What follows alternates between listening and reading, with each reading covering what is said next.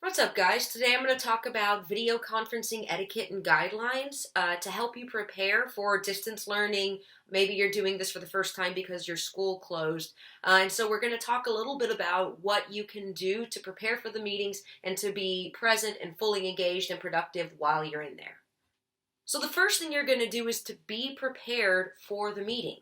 And that means the same things you would do to be prepared for class. Go to the bathroom, refill your beverages, get your coffee, get your water, eat a snack, do everything you need to do before the meeting to be fully present and fully engaged in the meeting once it begins. One other really important thing that you should do is let people know that you're about to be in a virtual meeting so that they don't disturb you while it's going on. So when I'm doing an online test or virtual meeting for my grad school, I hang this on my door. I definitely let someone know that's what I'm doing first. You can put a sign on the door, you can just tell them, but make sure people know what you're about to do so they know that you're off limits for that amount of time.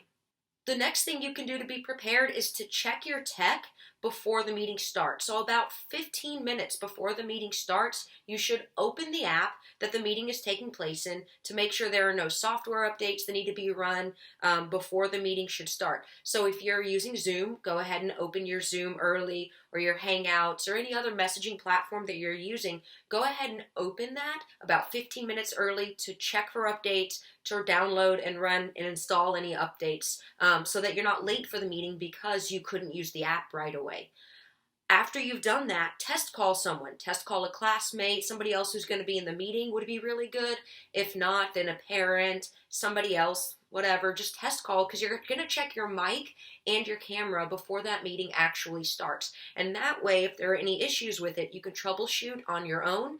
And if you can't solve your problem, you can alert your teacher, you can alert the tech department before your meeting actually starts. So hopefully that can be resolved for you and you're not late for the meeting. The next way to be successful in these kinds of meetings is to make sure that you control the environment that you're in, that you're going to be in when you participate in these conversations. So make sure you've set yourself up in a quiet place that, if at all possible, offers a degree of privacy. I'm lucky enough to have a home office, which is actually just the back half of a giant closet that we have, but it has a door on it, and it's quiet. You can't hear any street noise from it. I can cut myself off from the dog and the cat and so forth.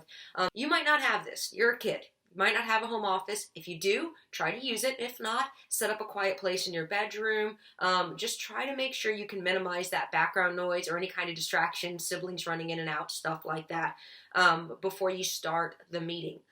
Make sure your space is well lit so that people can see your face. I have 2 windows for natural light, overhead lights, and lamps if I need. I think you can probably see me pretty well.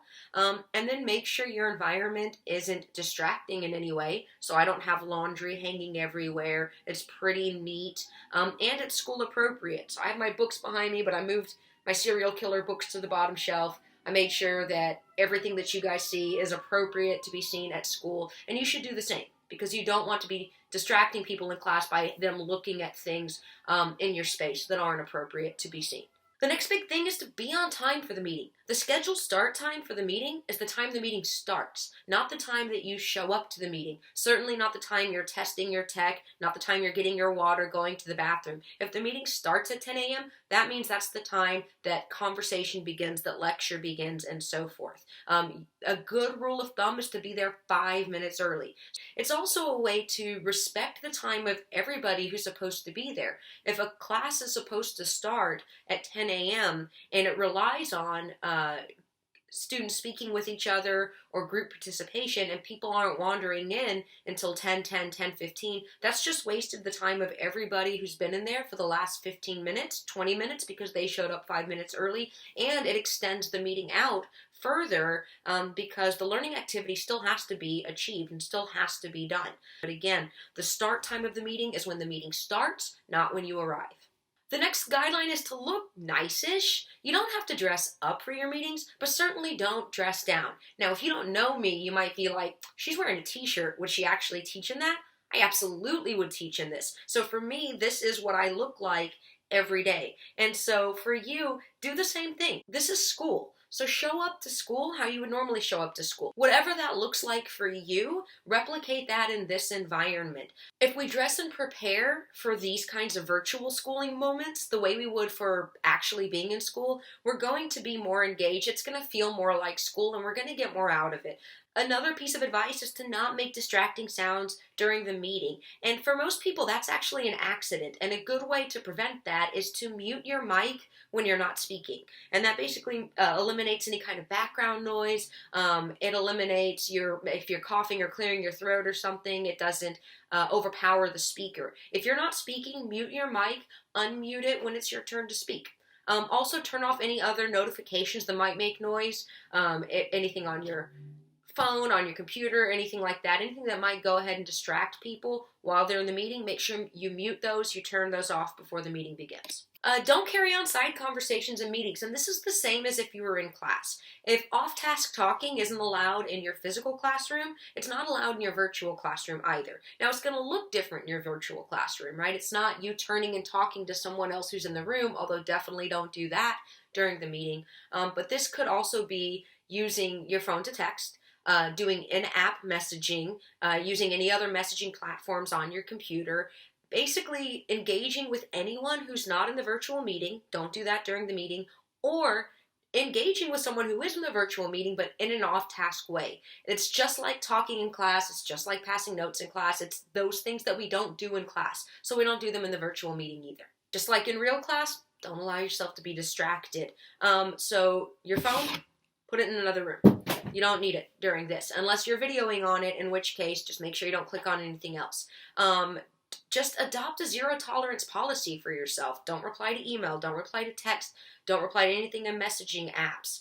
Don't eat during the meeting. Don't do anything to pull your attention from the meeting. Close any running applications that might pop up during the meeting and call for your attention. And this is a big one that I feel should go without saying, but I'm gonna say it, which is you might have headphones on during the meeting. If I was listening to a meeting, if I was in one now, I would have these guys on so that I could make sure I was really focused on what people were saying. You might have earbuds in. But that is the only reason you have these in during meetings, is to make sure you're hearing your colleagues better. You are certainly not streaming music when a meeting is happening. It's distracting. It's really rude to be doing those things. One of the cool things about this virtual learning type of experiment that we're all now engaging in is that virtual communication and video conferencing is a workplace, 21st century workplace skill. And so the more we treat this as a professional environment, the more you're going to get out of this thing that we've all kind of been thrust into. So just as you wouldn't, God, I hope, listen to music while someone is talking to you in class, you shouldn't do it in the virtual meeting either. So please don't even be tempted to do that. Headphones, great for listening to people. Don't have the music on. Close the Spotify. Just don't do it. And then finally, just treat a video class like a class. You're having a learning moment. Our regular school has been suspended, and this is the way that we're going to be able to live in this together. The more you're treating it like a class, the more you're going to get out of it, the more your teacher's going to be able to deliver to you. So things you wouldn't do in class, don't do in the virtual meetings. The things that you would do to do well in class, do those in the virtual meeting. And that's it. Those are the basic guidelines to participating in a virtual meeting.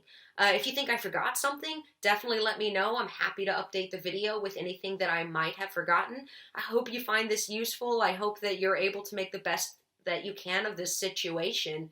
Have fun with it. Good luck. I'll see you guys later.